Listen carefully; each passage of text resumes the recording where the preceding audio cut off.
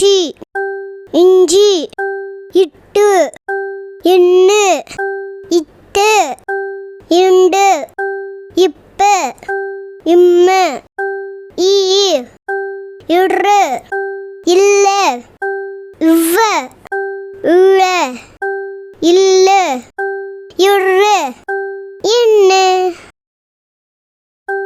இக்கு இங்கு இச்சி இஞ்சி இட்டு எண்ணு இத்து இண்டு இப்ப இம்ம ஈ இரு இல்ல இவ்வ இழ இல்ல இரு இன்னு.